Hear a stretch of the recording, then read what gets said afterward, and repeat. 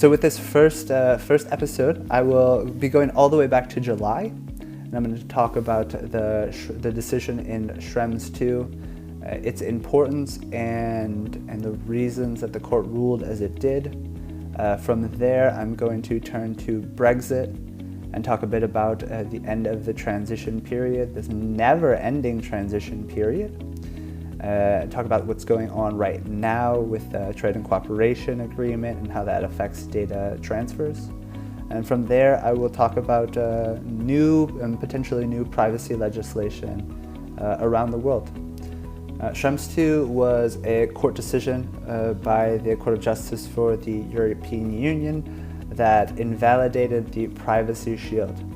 This case came out on July 16th of last year.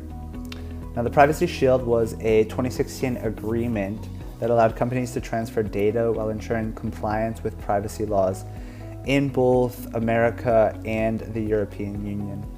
This was the legal basis by which data could be transferred, and therefore you didn't need to put in any additional safeguards, like those standard contractual clauses, binding corporate rules, or derogations under the GDPR. Those are the alternative mechanisms by which you can transfer data to countries that haven't been given an adequacy decision. And now adequacy means that the laws in the countries where the data is being transferred offers essential equivalency to the GDPR. Without essential equivalency, without this adequacy decision, you have to put in these other safeguards. So the European Union and the United States had this agreement, Privacy Shield, that allowed organizations to transfer data from Europe to the United States and vice versa, again without these safeguards.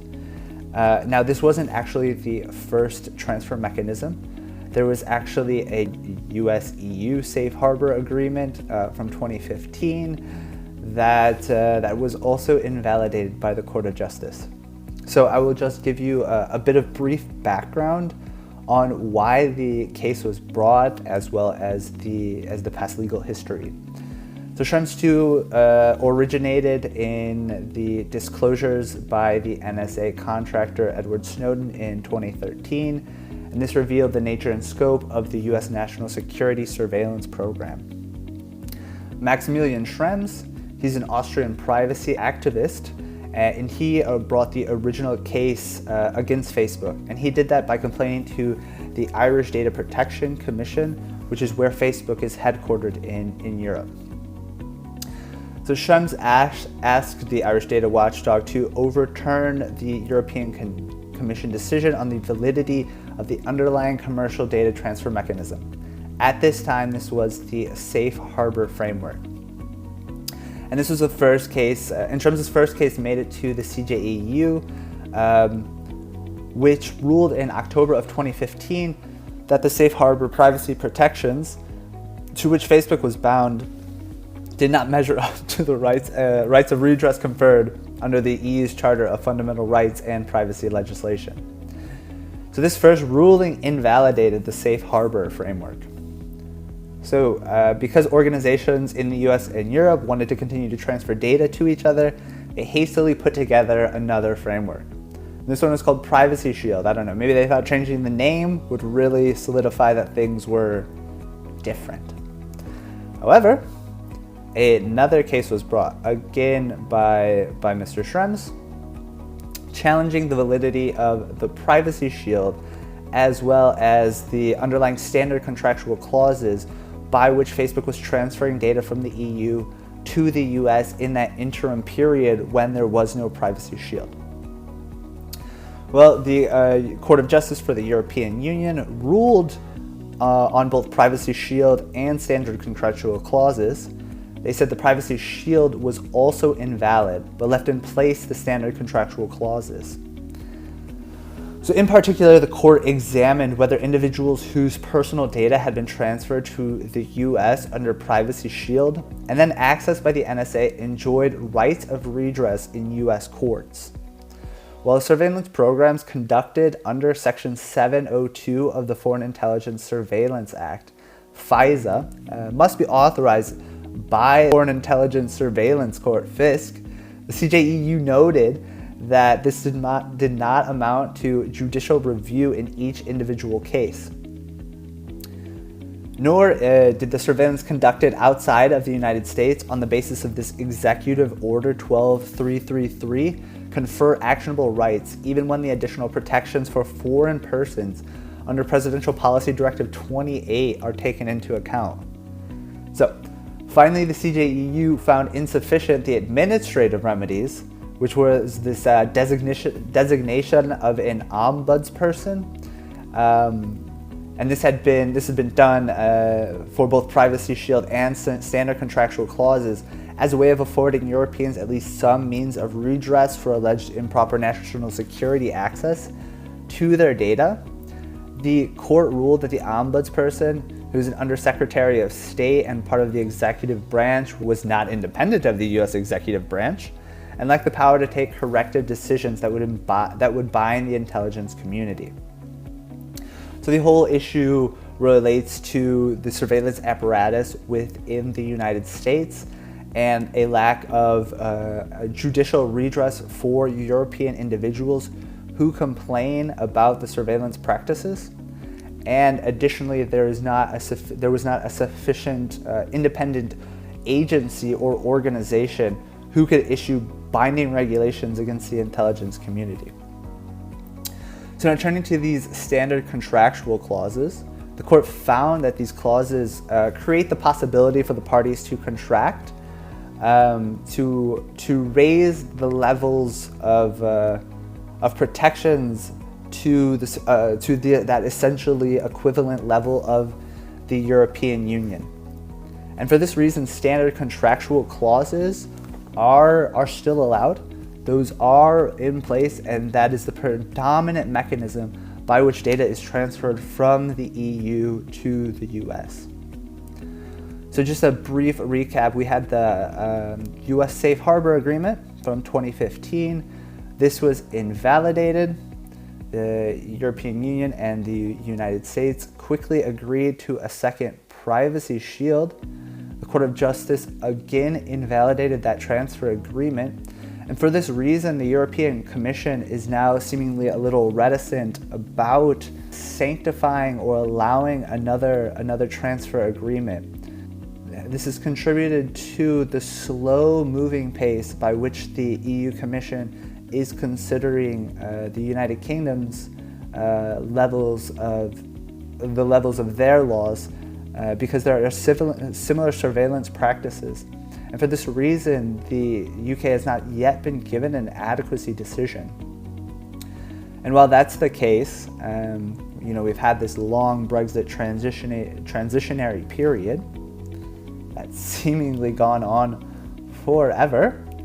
And that transition period ended at the end of last year, of this recent year. At the end of 2020, the transition period was over. It was supposed to be a decisive split between the UK and the EU. However, that was not actually the case, and the UK and the EU signed this trade and cooperation agreement, which is about 1,400 pages. But the key provisions to keep in mind here is that with regard to data transfers, no additional safeguards need to be put in place at this moment, so data can continue to be transferred from the EU to the UK.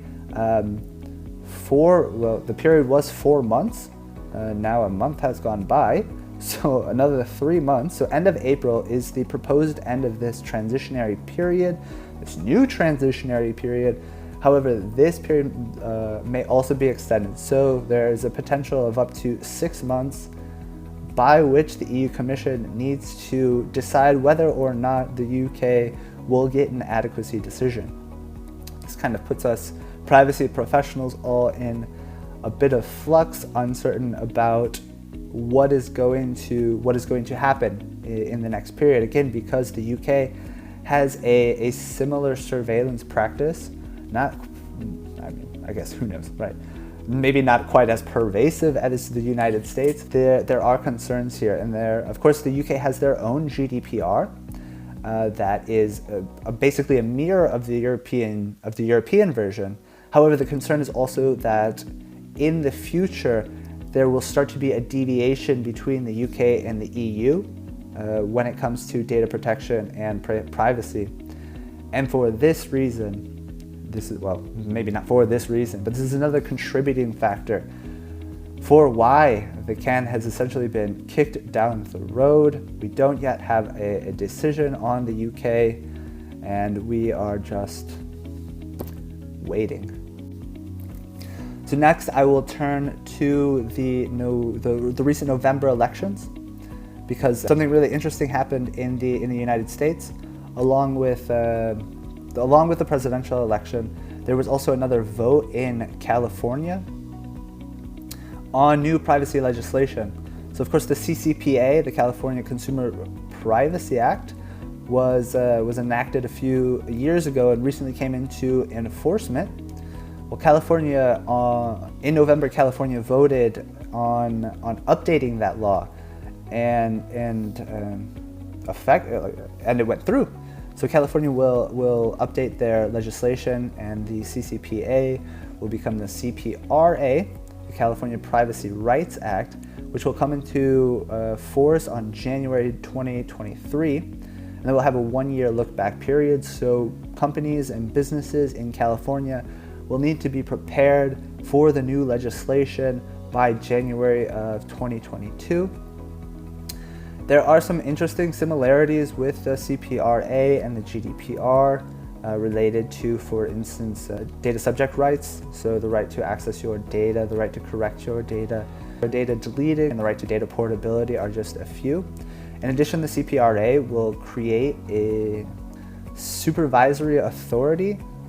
That's not exactly the language that is used within the California legislation, but nonetheless, that's what it will do. It will create an independent agency. And this has kind of created a unique situation in America that it seems California, by enacting this law, is hoping to, by itself, get an adequacy decision from the EU Commission.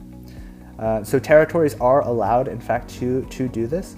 So California could hypothetically, while the United States does not have an adequacy decision, California on its own may very well get this adequacy decision. So again, time will tell. We will wait and see. And I hope that gives you a little bit of a context for the privacy and data protection situation. As it is in the current moment, that's not a complete picture. But I hope you've enjoyed this episode. You've gotten a little taste of what's to come. We'll see you next time.